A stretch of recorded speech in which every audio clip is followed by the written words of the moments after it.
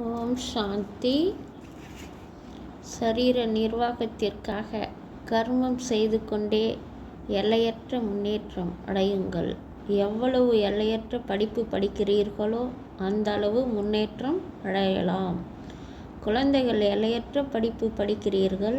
இதில் உயர்ந்த படிப்பு எது? இந்த படிப்பில் சகோதரா சகோதரா என்று உறுதியாக்குவதுதான் எல்லாவற்றிலும் உயர்ந்த பாடமாகும். பாபா ஞானத்தின் 3வது கண் கொடுத்திருக்கிறார்.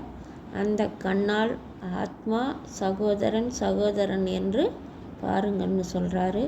கண்கள் சிறிதும் ஏமாற்றக்கூடாது.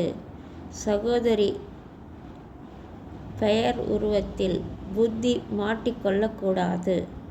சிறிது கூட விகார சீச்சி எண்ணங்கள் வரக்கூடாது.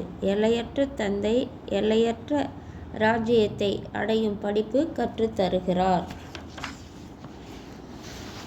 தோட்டத்தில் மலர்களை பாருங்கள், பறவைகளையும் பாருங்கள், எப்படி ஊட்டுகிறது. மனித சிருஷ்டியோ இந்த நேரத்தில் இப்படிதான் இருக்கிறது. எப்படிப்பட்ட பெரிய மனிதர் வந்தாலும் முதல் இடைக்கடையை அறியவில்லை.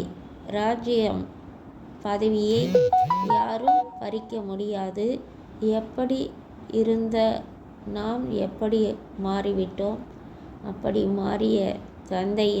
மாற்றிய தந்தையின் ஸ்ரீமத் படி நடக்க வேண்டும்.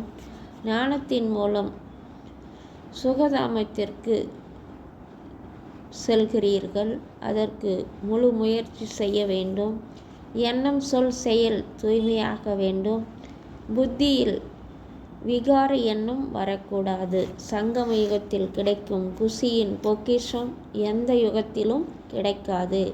இந்த யுகத்தில்தான் தந்தை குழந்தைகள் சந்திப்பு நடக்கிறது. ஆஸ்தி மற்றும் வரதானம் ரெண்டும் உழைப்பு இல்லை. ரெண்டும் அப்பா தராரு, அதுக்கு உழைப்பு கிடையாது. குழந்தைகளே, உங்கள் அனைத்து சுமைகளையும் தந்தையிடம் கொடுத்து சுயம் லேசாகிவிடுங்கள். தந்தை தனது கண்களில் அமர்த்திச் செல்வார். சதா லேசாகி தந்தையின் கண்களில் கலந்துவிட்டால் மற்ற அனைத்தும் தானாகவே கிடைத்துவிடும்.